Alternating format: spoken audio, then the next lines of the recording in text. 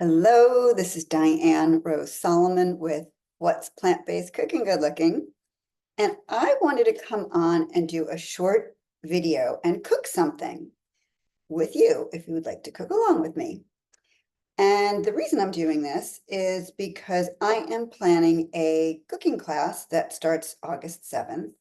And I was going to make this chocolate pudding in the class as one of the desserts, one of the weeks. We're going to do 7 weeks of class, 6 sessions, and one of the weeks is going to be dessert. One of the weeks is going to be cheese. We're going to do healthy salads. We're going to do, what else are we going to do? I'll get into that in a minute.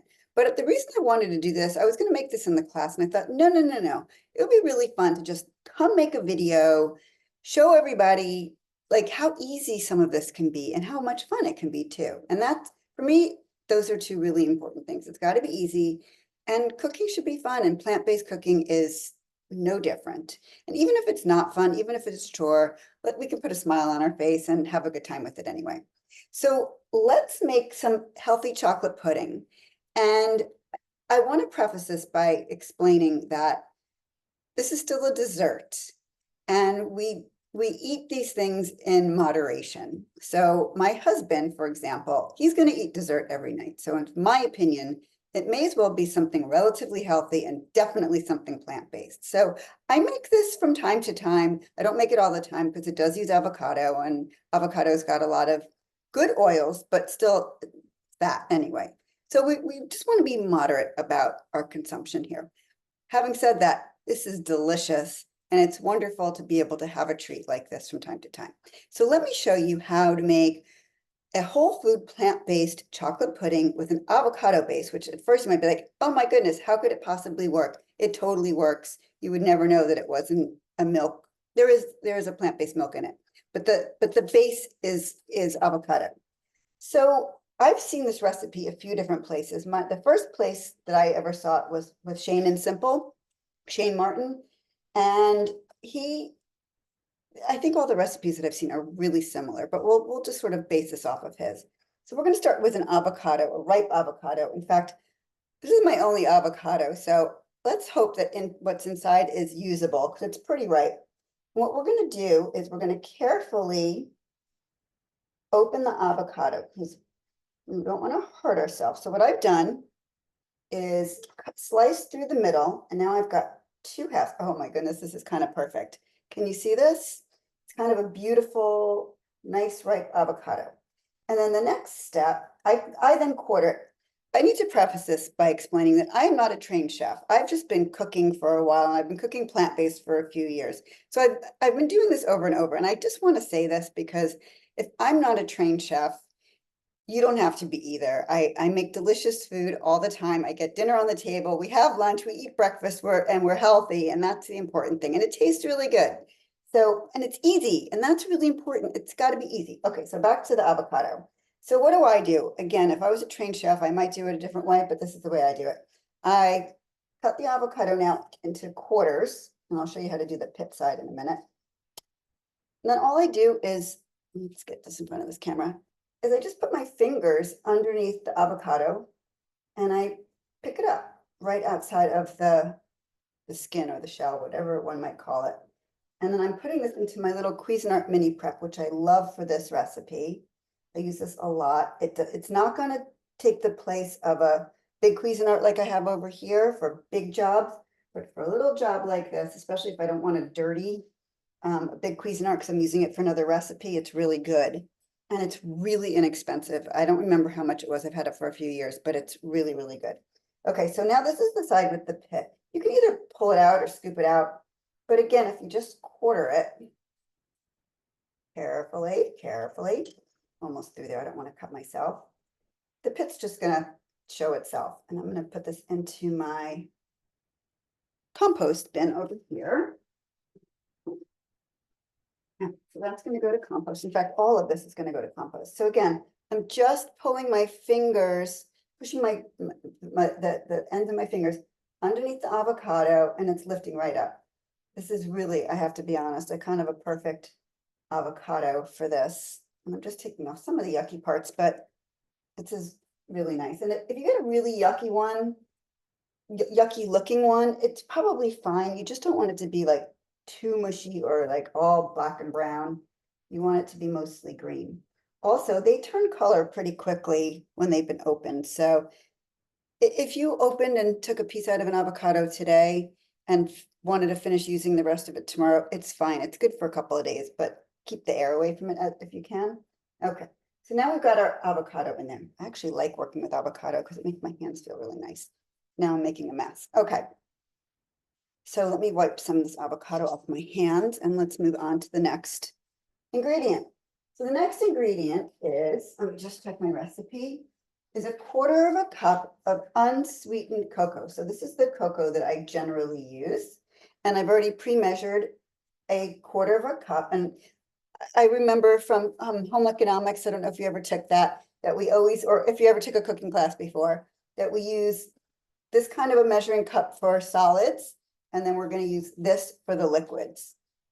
Okay, so we've got our 1/4 cup of cocoa powder, which we're going to put right in here. I love this recipe. It's so easy. Like when I'm only have 5 minutes, I can make this in 5 minutes.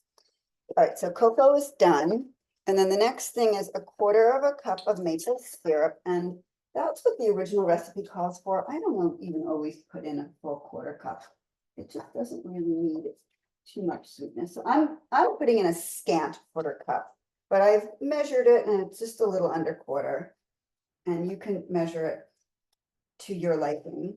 Maybe put a little more, a little less, but we don't need to overdo the sweets. Maple syrup is a whole food. It is plant-based, but it's still a sweetener. So we want to be judicious about how much we use. And then it calls for almond milk, but I sometimes have milkadamia milk in my house. You could probably use soy milk. I think I've used sort of whatever plant-based milk, but we're going to measure out 1/4 cup of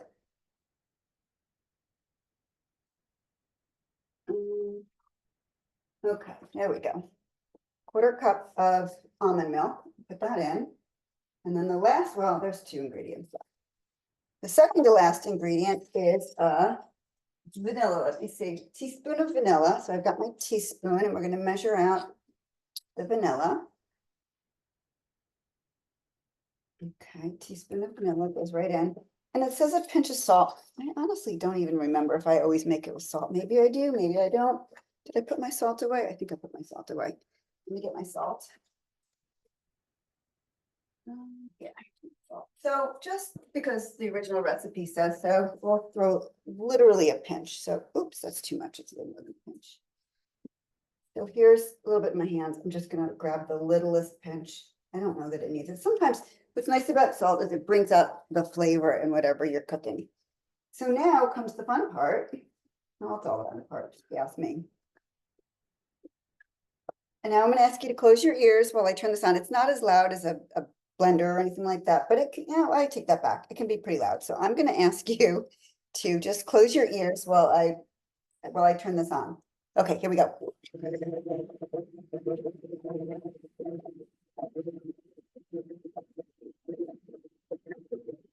Okay, and it's got 2 directions. One is chop and one is grind. I just sort of go both ways.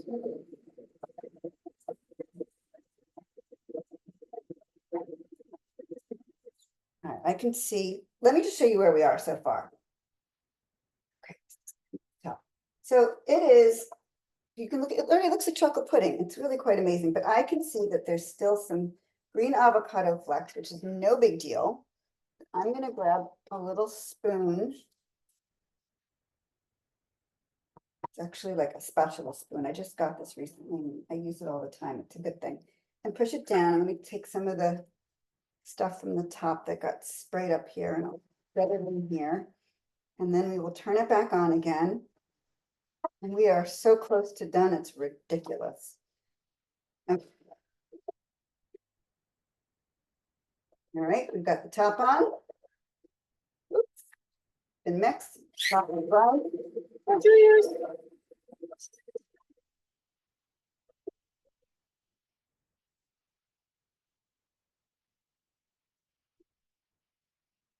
Well, that looks creamy to me. It looks really nice, actually. Let me show you. I don't want it to tip over, but can you see that? It's just creamy chocolate pudding that was made with an avocado and a little bit of plant milk and some cocoa powder and some maple syrup and a little bit of vanilla for flavoring. Enjoy making this. And in fact, I will send this video out with the class, and I'll make sure that there's a written recipe as well. But enjoy the video, enjoy making it. You can follow along with the ingredients. And I hope you come to the class because week 1, we're going to make a couple of summer salads. Oh, this is really important. The purpose of this class is that we're making foods that are good in the summer that we don't have to turn on the oven for, because that's something that a lot of people don't want to do, but we still have to get food on the table. So we're going to make a couple of salads the first week, but really hearty, yummy, good ones. And then the second week, what are we doing? We're going to make oats, savory and sweet, really good. The third week, we're going to make 2 different pasta salads. I think I know which 2 we're making, but I'm not 100% sure, but I think I know which 2 we're making. And then the 4th week, we're going to actually take a break from the kitchen, and we are going to do a coaching call where you can get your questions answered. Because I know a lot of people who are new to plant-based cooking, they have questions about things like, where do I get my protein? If I eat too many carbs, am I going to get fat? There's just a lot of questions that come up that make people more hesitant toward eating plant-based. And we want to get your questions answered. So we're going to discuss that. And then we're going to get back in the kitchen. And then on week 5, we're going to make a whole dinner from start to finish, rice, vegetable, tofu. It's going to be really good. And then we're going to make desserts. And so now this will be actually your 3rd dessert because you'll get this. You now know how to make this. And then we'll add 2 more. One I'm excited. It's going to be new to me. I'm going to try it before then, but I'm really excited about it. And then the last week, which is kind of a bonus week, which I sort of decided at the last minute to throw in, we're going to make cheese, a few different kinds of cheeses. So please join our class. I'm recording this on June 20 something. I don't know, but the 24th, the 24th, we have an early bird special going on through the 31st. So you will get your best price early bird through the 31st. So please join us. We hope to see you. Class starts on August 7th, and it will be on Zoom so that it will be recorded. You can, if you can't make it live, it won't be a problem. You can go back and watch it another time. And it's going to be really fun. The class that I taught in January was really fun, and I'm excited to teach another class. So hope to see you then. Bye.